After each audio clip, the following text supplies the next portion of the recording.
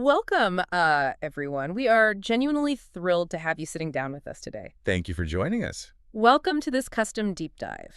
We are venturing into a reality that, well, on the surface, it might wear the trappings of a traditional fantasy. Right, the boarding schools, magical lineages, that sort of thing. Exactly, hidden powers. Yeah. But underneath, it is a staggering, complex world of treacherous family bloodlines, sophisticated psychological warfare, and incredibly dark, deeply buried secrets. It really is. We are extracting the factual events and mapping out the intricate lore laid out in the excerpts from Jenny Nimmo's Charlie Bone and the Beast.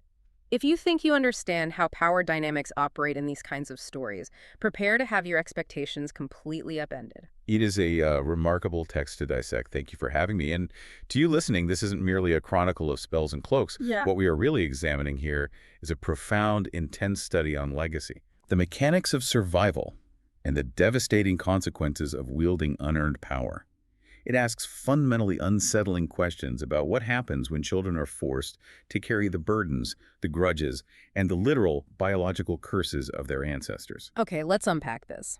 Our mission for this deep dive is to pull apart these dense layers. We want to map out the intricate, often terrifying webs of power within Bloor's Academy and the wider city it casts a shadow over. Because that shadow is massive. Huge! We're going to analyze the true nature of the endowments, these intense magical abilities inherited from the legendary Red King. And crucially, we're going to examine how fear and isolation are weaponized, not just by ancient magical tyrants, but by ordinary, everyday townsfolk. Which is often the scariest part. Right. You really can't grasp the stakes of Charlie's world without understanding the ghost that haunts every single brick of that city. The Red King. The Red King is the gravitational center of this entire universe. The history of this city and the silent generational war playing out in the present day, it all traces back 900 years. 900. Right, to a castle built by this African magician. He was a figure of absolute immense power, visually striking with his red cloak and a burning sun emblazoned on his shield. But his narrative is fundamentally one of tragic paralysis. It's a massive tragedy, and it hinges on a profoundly human failing. We know he had a beloved Queen Berenice, and when she died, he was entirely overcome with grief. Completely destroyed by it. Yeah. He abandons his home to mourn in the forest, leaving behind his 10 children, each of whom he had endowed with an extraordinary piece of his own magical power. He believes they are safe with wise counselors. He even spends 5 years traveling this violent, lawless country, using his invincible sword and his powers to fight tyrants and defend the helpless.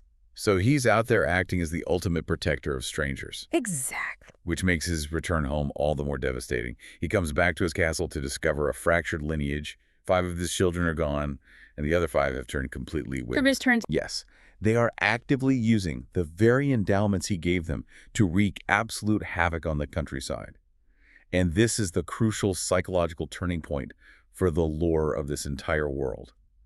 The Red King, an entity capable of vanquishing warlords, is completely brokenhearted. Right, because he realizes he cannot fight his own children. He refuses to go to war against his own blood.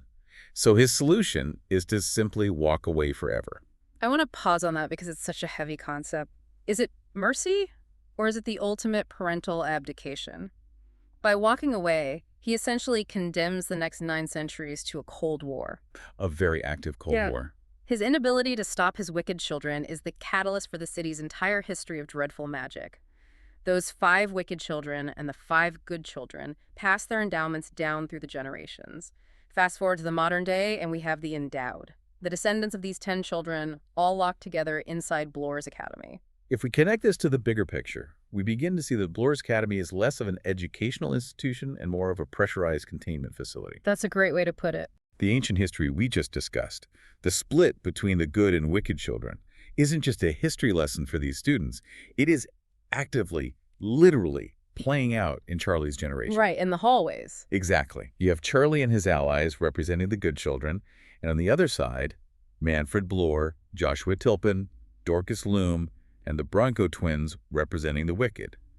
It's a 900-year-old gang war fought in school corridors. And what really strikes me reading through these accounts is the sheer burden of these abilities. We casually refer to them as gifts or endowments, but so often in this text, they function as debilitating conditions. Oh, absolutely. I mean, we know Charlie travels into photographs and Tancred brings storms, but look at the psychological toll on some of the others. Take Charlie's uncle, Peyton Ubeam. Poor Peyton. Right. His endowment dictates that if he simply glances at a light bulb that is turned on, the element reaches such intense heat that the glass violently shatters. It's a fascinating limitation. It effectively renders him a nocturnal prisoner in the modern world. He is forced to lurk in the dark, dodging streetlights, unable to participate in a society built on electricity. It's profoundly isolating. Sorry, I mean, it goes beyond just inconvenience. It's a structural barrier to a normal life. Or consider Billy Raven. The ability to communicate with animals sounds like a whimsical childhood fantasy, right? Any kid would want that. You would think so. But the reality presented in the text is a sensory nightmare. Billy is constantly bombarded by their desperate pleas. He hears the cries of trapped, frightened, starving creatures. Overwhelming. It alienates him from human children and forces him to carry the emotional weight of the entire suffering animal kingdom. These are not shiny superpowers to be flaunted. They are heavy, burdensome traits that dictate the boundaries of their existence. It fundamentally reshapes how we view their agency. They didn't ask for these powers. They inherited them, just as one inherits a genetic predisposition to an illness. That's a good comparison. The central tension driving the narrative is how these individuals navigate the legacies their ancestors forced upon them. Do they allow the endowment to dictate their morality, or do they find a way to master it? I want you, listening to this, to think about that in the context of your own life. Obviously, you aren't dodging exploding light bulbs or hearing the thoughts of the neighborhood's stray cats. Hopefully not. Right. But we all inherit legacies. It could be a volatile temper passed down through generations, a family reputation in a small town that precedes you into every room, or deep-seated generational trauma. The text is holding up a mirror and asking, how do you navigate the endowments you were handed? That tension between inherited nature and personal choice is nowhere more horrifyingly realized than in the arrival of Lord Grimwald and his son, Dagbert Endless. This brings us to a pivotal scene, the sinister pact made in the shadows of Dr. Bloor's study. The sensory details in this scene are absolutely chilling. Let's really look at how Nimmo sets this up. It's a murky, chilly Sunday afternoon. Two strangers arrive, but they don't just walk. No, they sway. They move with this unsettling, swaying motion, as if they are constantly balancing on the heaving deck of a ship. And they bring a microclimate with them, a cloying, salty mist that literally silences the birds in the trees and makes people in the street choke and cough. This is Lord Grimwald and his 11-year-old son, Dagbert. The visual introduction of Dagbert is engineered to make the reader uncomfortable. He is tall for his age, excessively pale, with lips that are nearly bloodless. But the text focuses heavily on his eyes. Those eyes. They are aquamarine, described as the color of an iceberg underwater. It conveys coldness, hidden depths, and inherent danger. He's a boy who carries the olfactory scent of rotting wood and shipwrecks. When they finally step into Dr. Bloor's study, the entire atmosphere of the room warps around them. It's a collision of different types of corruption. You have this gloomy, book-lined room. Dr. Bloor is there presiding over it. You have the incredibly ancient 102-year-old Mr. Ezekiel Bloor trapped in a wheelchair, but his mind is still sharp and deeply malicious. Very sharp. And lurking in the shadows is Manfred Bloor. Manfred is a teenager, but he's recently survived a leopard attack. He bears 4 great scars from his hairline down to his chin, his eyelids are puckered with thick stitches, and he speaks in a husky croak because his throat was lacerated. The physical scarring of Manfred is a brilliant externalization of his internal decay. He looks like a monster, because functionally he is one. So I have this gathering of grotesque figures, and Lord Grimwald strikes a chilling bargain with the Bloors. A really dark bargain. Grimwald possesses the elemental power to control the oceans. The Bloors want him to weaponize that power, to summon a massive, localized wave to sink a specific small boat. And who is on that boat? Charlie Bone's parents, Lyle and Amy, who are away on a whale-watching second honeymoon. What's terrifying is the banality of the conversation. Ezekiel is literally cackling about mass murder. He says, the highest, tallest, widest wave there's ever been will take the little boat to the bottom of the ocean. He's enjoying it. He is. But when we analyze why the Bloors want Lyle dead, it strips away all the mystical grandeur. It's not about dark cosmic prophecies. It's about mundane, white-collar human greed. That is a crucial distinction. For all their Gothic posturing and magical lineage, the Bloors are essentially corporate embezzlers protecting their assets. Right. The text reveals the existence of the original 1865 will of Septimus Bloor. Septimus had left his entire immense fortune, the house, the academy, the ruined castle, to his daughter Mabel. But a witch named Beatrice poisoned Mabel, forged a new will, and diverted the entire estate to the current Bloor lineage. So it's all fake. The Bloor's entire empire is built on theft and murder. And the physical evidence of that theft still exists. The original will is hidden inside a locked box that belonged to Rufus Raven, Billy Raven's father. The Bloors have already demonstrated their willingness to kill for it. They arranged for their mechanic to murder Rufus and his wife in a car crash just to acquire this box. Just for a box. But they can't crack it open. They operate under the belief that Lyle Bone knows the location of the key, or perhaps the will itself.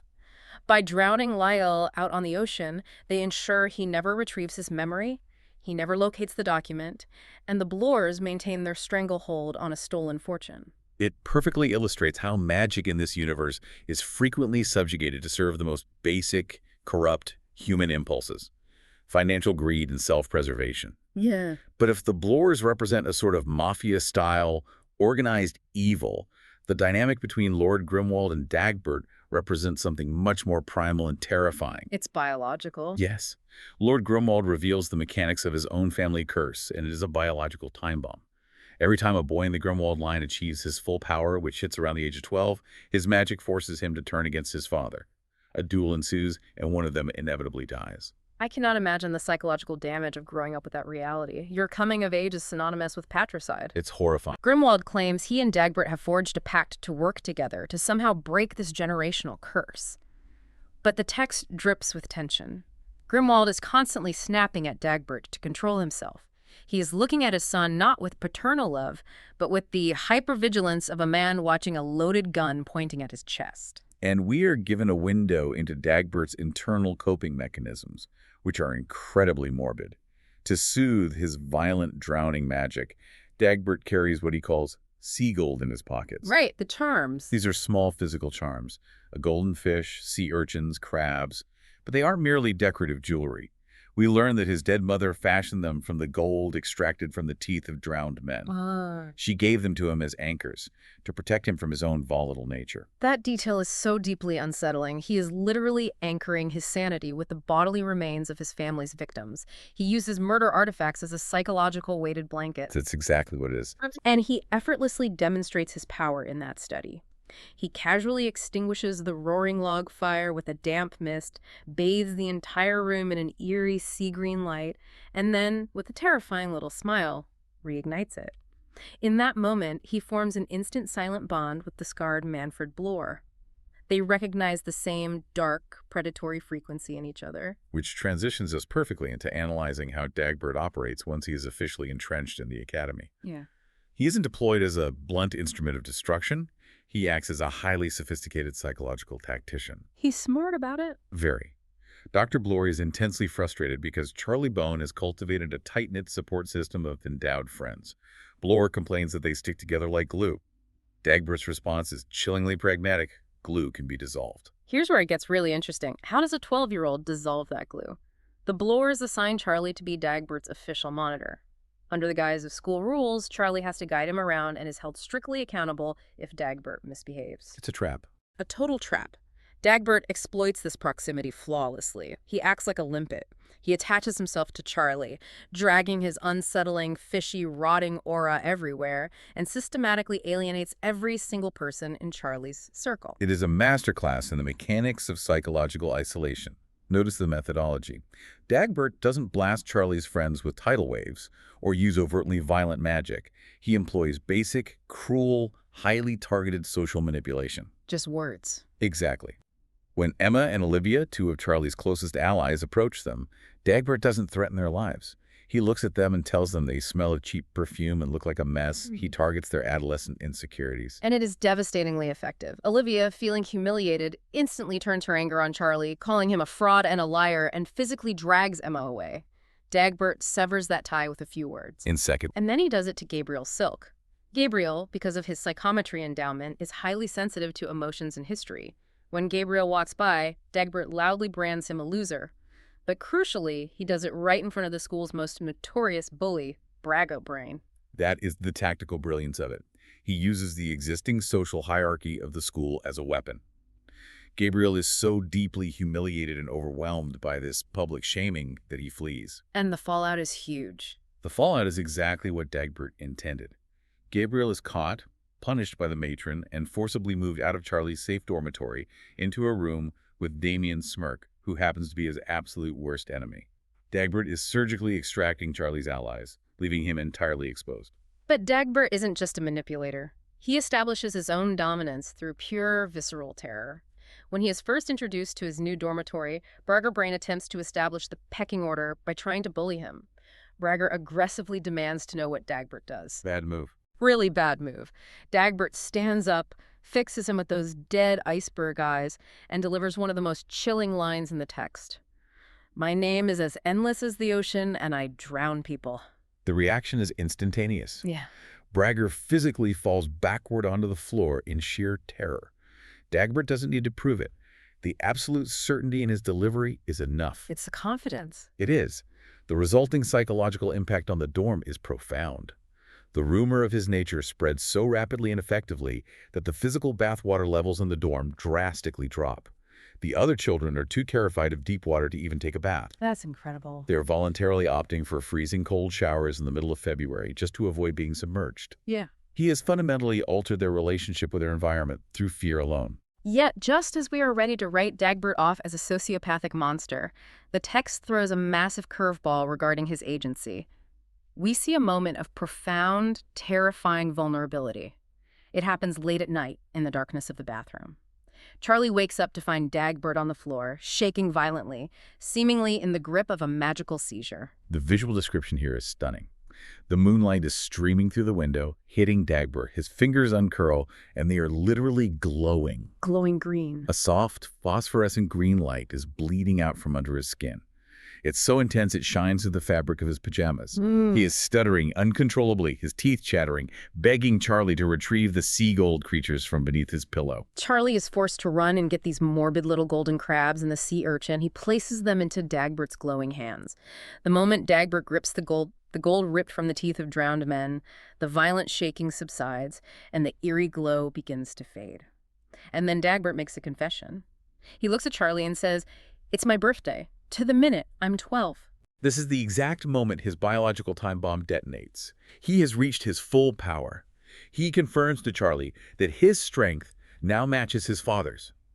And he exhibits genuine, unadulterated terror. He's just a kid in that moment. He forces Charlie to swear secrecy. Because if Lord Grimwald discovers that Dagbert has crossed this threshold, the curse dictates that their duel to the death must begin. For all his bravado in the dorm, Dagbert is a terrified child, hiding from his own father. And the revelation goes deeper. Dagbert confesses that his mood, his malice, his cruelty, it is all tethered to the phases of the moon. He tells Charlie, "The moon rules my life." Like the tides. I mean, when the moon is hidden by clouds, I'm not going to ask you to forgive me, Charlie, because I can't help what I do. This raises an important question, perhaps the central thematic question of the text. How much of Dagbert's evil is a choice? And how much is biological determinism? He claims he's a prisoner to his inherited magic in the lunar cycle. It complicates his role as an antagonist immensely. He is undeniably weaponizing fear and isolating Charlie, but he is fundamentally driven by a fear of his own nature and the looming threat of patricide. It's an agonizing cycle. He hurts others to maintain a facade of control, suppressing a curse that demands he murder his father. It's an incredibly heavy existential weight for a 12-year-old boy, which makes the text's pivot in the next section so jarring and brilliant. It's quite a shift. We move from this grand, cosmic, elemental struggle of the Grimwalds straight into the domestic sphere. We are introduced to a completely different, almost more disturbing kind of malice, the casual, petty cruelty of adults, specifically Charlie's great aunts, the U-Beam sisters. The U-Beam sisters, Venetia, Griselda, Eustacia, and Lucretia, serve as a vital counterpoint to the Bloors and the Grimwald. If the Grimwalds represent unavoidable biological evil and the Bloors represent systemic institutional evil, the U-Beams represent the sheer banality of evil. Banality is the perfect word. They demonstrate how mundane greed, petty vanity, and spite operate seamlessly alongside grand magical schemes. In this specific segment, the spotlight falls on Great Aunt Venetia. Let's look at Venetia's plot. She is 52 years old, and she has decided she wants a husband. And not just any husband, but a highly affluent man named Archie Shellhorn. But the methodology she uses to secure this proposal is staggering. Charlie overhears another endowed student, Dorcas Loom, gossiping in the hallways. Venetia didn't just win Archie over, she literally poisoned Archie's first wife. The casualness with which this is discussed is horrifying. Dorcas boasts that Venetia utilized a string of bewitched beads. These beads systematically stopped the first wife's heart, mimicking natural heart failure perfectly. Untraceable. Completely untraceable. With the wife removed, Venetia then applied infatuation herbs to Archie's coat, effectively brainwashing him into proposing. She deployed lethal, highly sophisticated magic for nothing more than pure financial gain and social climbing. It's the absolute absence of morality for the sake of a comfortable lifestyle. And we see her total lack of human empathy in the scene at Miss Ingledew's bookstore. Venetia makes her grand entrance draped in a brand new, astronomically expensive lilac suit with a fur collar. She looks immaculate. But she drags along Archie's 2 children from his previous marriage, the marriage she ended via murder Miranda and Eric. These are little kids, 7 and 6 years old. The author uses visual contrast here very deliberately. Venetia is a vision of tailored luxury, while the children are described as wearing dirty, shrunken clothing. Miranda's coat sleeves are so short they don't even cover her wrists. They look neglected, woebegone, and terrified. It breaks your heart. Venetia casually dumps these traumatized stepchildren at the bookstore with Miss Ingledew and Emma because they are an inconvenience to her travel plans. She literally waves and says, "I can't take them on my honeymoon, can I? Toodaloo kids, be good." She just abandons them in a shop. And the kids are in a state of panic because they were forced to leave their small dog, Chatty Patra, back at Venetia's house, locked in a gloomy courtyard known as Darkly Wind. They know the dog is terrified of being alone, but they have no way to get back inside. This creates a micro-quest that reveals yet another layer of everyday magical malice. Charlie eventually has to venture to Venetia's house to retrieve a spare key. His uncle Peyton informs him the key is hidden under a stone troll on the front porch. But this isn't normal lawn decor. Not at all. When Charlie bends down to retrieve the key, the stone troll literally blinks at him. It slowly closes a heavy stone eyelid over a malevolent, living eye. Even the security system of Venetia's home is imbued with a creepy, unsettling sentience. It's a perfect detail that shows her world is steeped in low-level dark magic. But the absolute peak of this petty weaponization of magic comes courtesy of Dorcas Loom. Charlie and Billy accidentally stumble upon her working alone in the school's art room on a weekend. She is surrounded by these small, unassuming cans labeled altering bugs. The altering bugs are a fascinating magical tool. When Dorcas opens a can, a cloud of vibrant orange bugs swarms out onto the work table, covering scissors, pins, and pieces of fabric. And right before the boys' eyes, the inanimate objects begin to physically change shape, growing longer, thinner, smoothing out. It's like magical tailoring. That's exactly what it is. Dorcas is utilizing these bewitched insects to magically tailor Venetia's new clothes to fit her perfectly.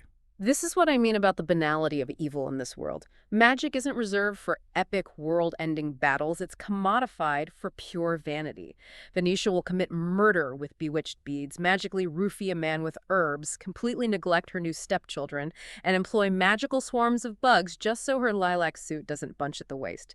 It highlights a society where power has completely eroded basic human decency. A very astute analysis. However, the narrative does not allow us to linger in this domestic cruelty for long.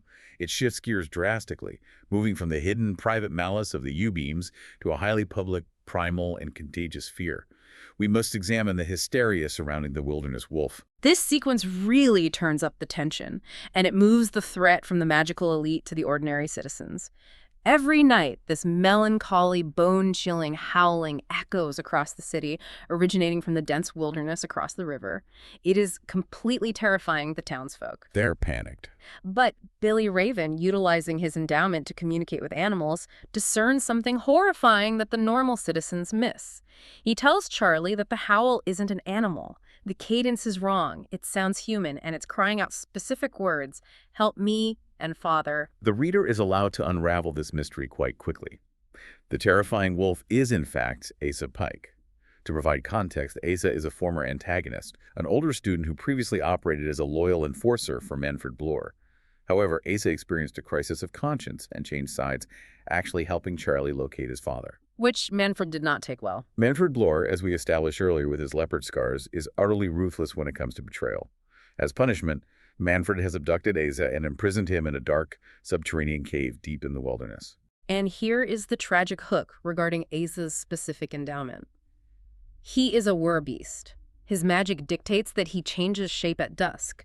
But because Manfred has trapped him in a state of perpetual, total darkness inside this cave, Asa's biological clock is broken. He is physically stuck. Stuck in the beast form. Yes, he cannot transition back from his beast form to a human boy. He is trapped in a monstrous, hairy body, terrified, alone, and howling into the dark for his father to save him. It is a horrific psychological torture. But the citizens of the town are entirely ignorant of this nuance. They don't hear a tortured teenager, they hear a monster threatening their homes. This disconnect sets the stage for the town hall meeting, which serves as a brilliant, incredibly tense study in mass hysteria and the rapid collapse of logic in the face of fear. The logic, it just vanishes. The local authorities attempt to manage the escalating panic.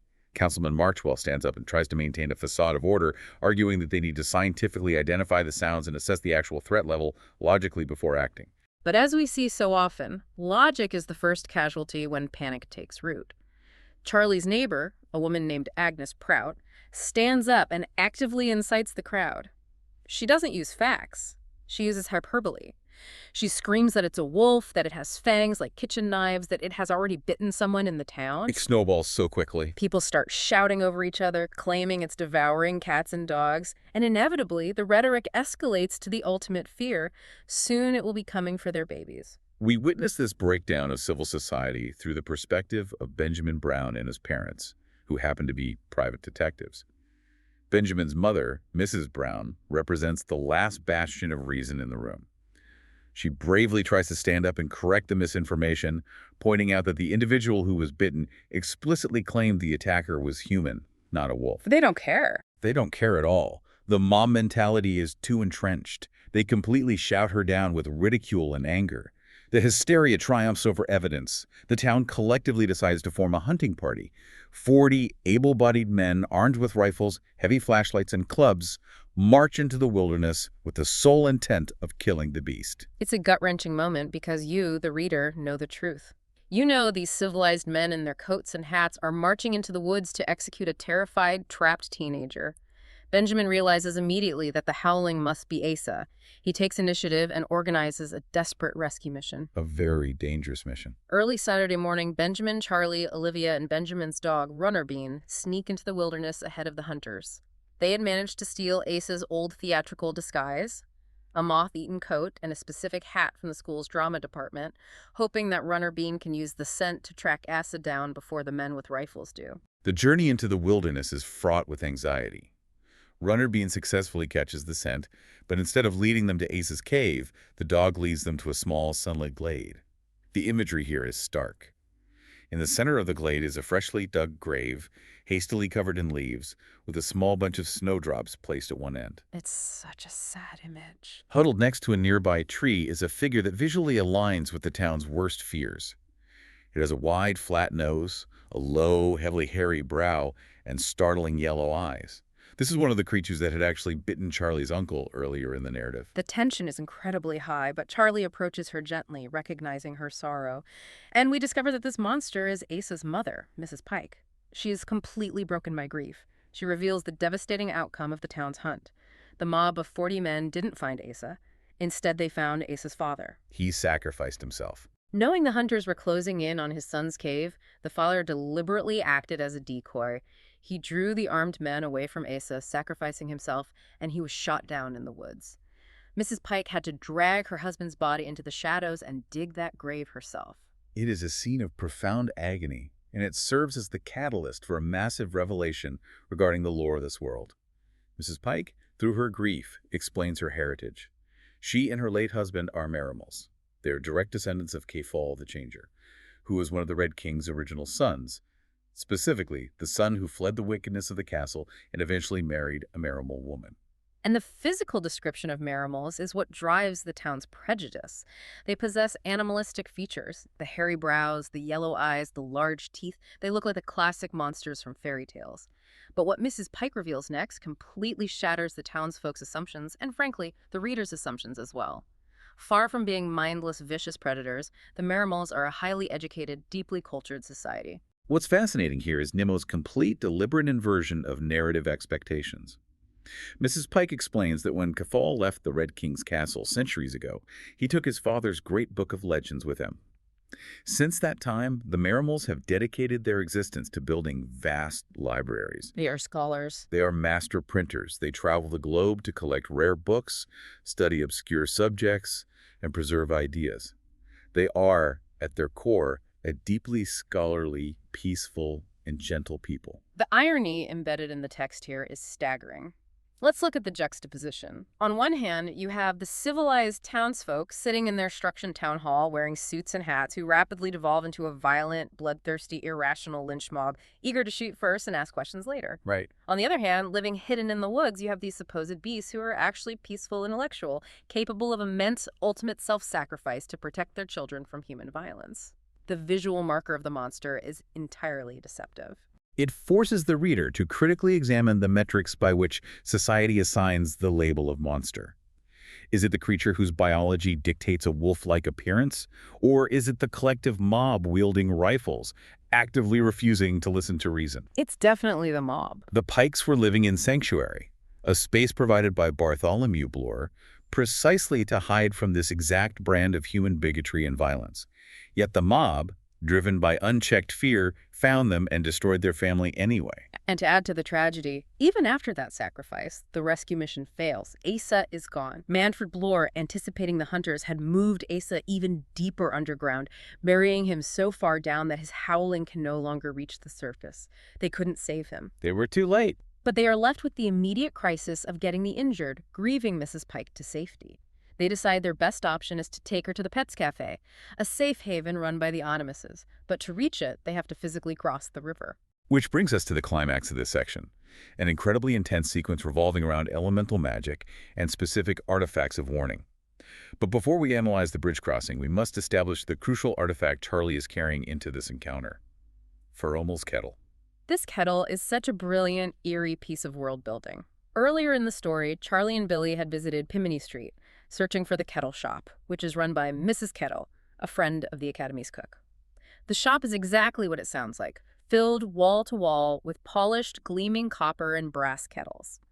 But Mrs. Kettle singles Charlie out and gives him something entirely different. Something much older. She hands him an ancient, blackened, incredibly heavy, lumpish iron kettle. She explains it was forged by her ancestor, Faramel, who was a blacksmith and a powerful magician over 500 years ago. The mechanics of Faromel's kettle are steeped in a very primal dread. It is not an ordinary cooking implement. It contains a dark, viscous liquid that never evaporates and never empties. Furthermore, it requires no external heat source. It doesn't need a stove to boil. It just reacts. Instead, it reacts entirely to its environment. It heats up specifically when danger is near, acting as a magical early warning system. Mrs. Kettle instructs Charlie that the hotter the iron gets, the closer the threat is. But the most terrifying aspect is its ultimate final function. If the dark liquid inside the kettle ever boils completely dry, it signals the definitive end of a life. Imagine the psychological weight of carrying that around. It's a literal death clock in your backpack. By Saturday morning, before they even leave for the rescue mission, Charlie notes that the kettle is uncomfortably hot to the touch while sitting under his bed. The danger isn't looming. It is already present in their environment. And that abstract danger fully, violently manifests when they attempt to cross the iron bridge back into the city with Mrs. Pike. The tactical choice of the bridge is important. They chose the old, narrow iron bridge, specifically because it was less crowded, hoping to avoid the townsfolk. But as they step onto the metal grating, supporting the hobbling, exhausted Mrs. Pike, the atmosphere undergoes a radical shift. An unnatural, freezing fog rolls in with terrifying speed, and the sensory detail Nimmo provides is crucial. The fog tastes heavily of salt. Dagbert. The moment you read the word salt, you know it's Dagbert Endless. His magic has found them. The fog becomes so impossibly thick that they lose all spatial awareness. They can't see inches in front of their faces. They're reduced to moving by touch. Complete sensory deprivation. Benjamin is at the front, blindly gripping the railing, while Charlie is forced to walk backward, holding tight to Benjamin's jacket with one hand and dragging Mrs. Pike with the other, with Olivia bringing up the rear. And then the sheer terror of Dagbert's power hits them.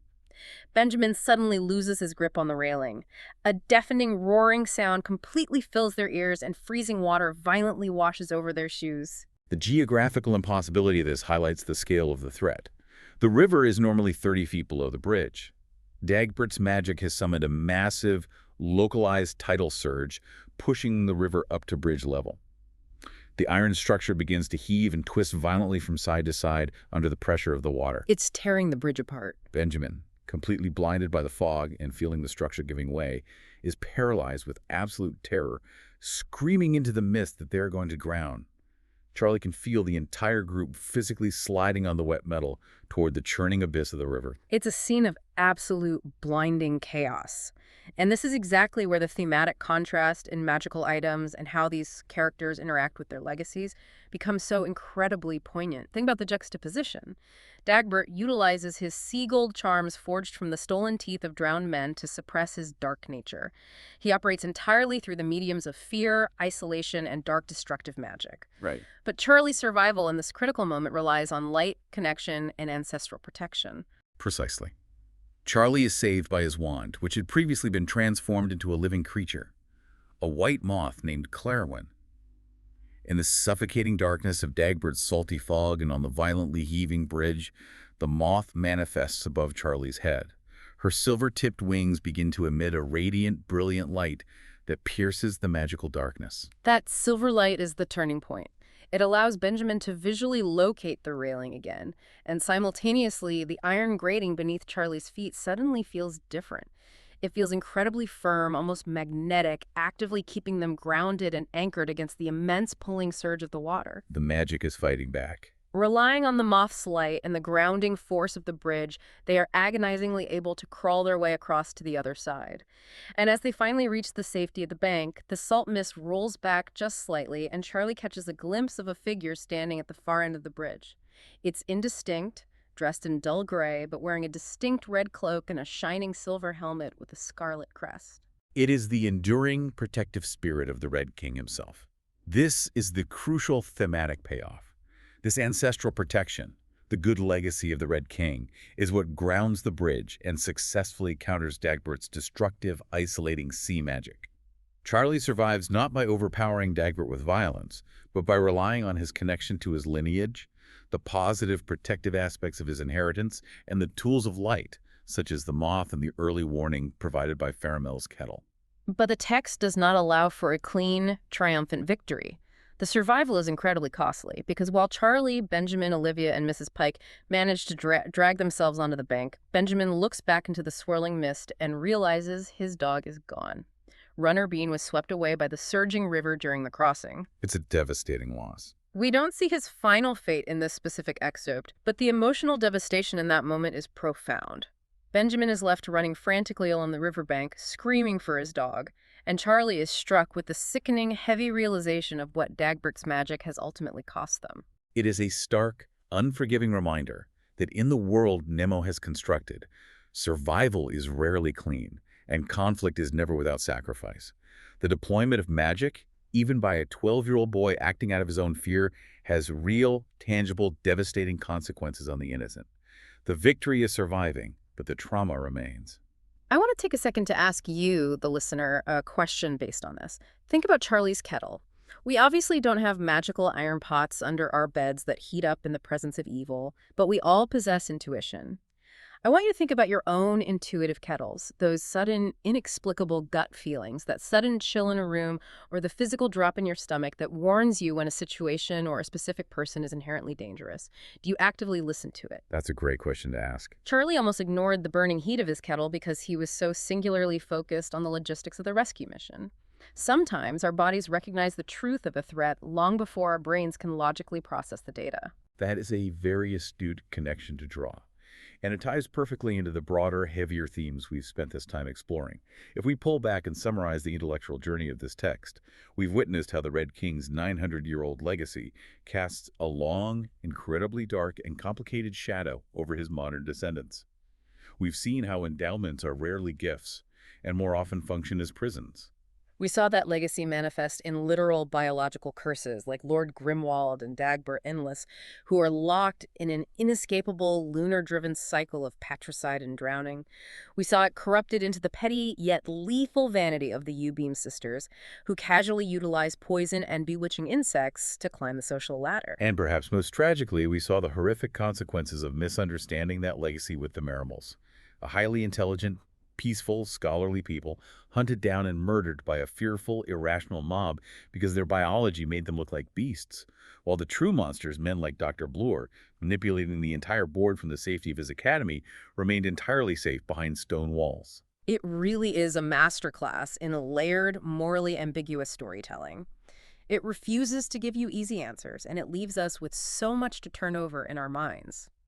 Which brings us to our final provocative thought for you to mull over as you go about your day. We've spent a lot of time analyzing how Dagbert's magic is intimately tied to the moon, forcing him into a cycle of malice that he explicitly claims he cannot control. We've seen Asa Pike trapped in the physical form of a beast, not because he's inherently monstrous, but simply because of the darkness of a cave dictated by his captors. So ask yourself, how much of what we call evil or monstrous in our own world is actually a product of our environment, our inherited circumstances, or the restrictive phases of life we are forced into by systems outside our control? Are we truly the masters of our endowments, or are they ultimately the masters of us? A profoundly difficult question to end on. It challenges us to look beyond the surface actions of a designated villain and rigorously examine the systems and legacies that create them. Exactly. I mean, I completely agree. It changes how you read the whole book. Thank you so much for joining us on this custom deep dive into the hidden, treacherous layers of Bloor's Academy. We hope you found the journey as fascinating and complex as we did. Remember to keep questioning the narratives you are handed. Always look out for your own intuitive kettles and take care of yourselves out there. Until next time.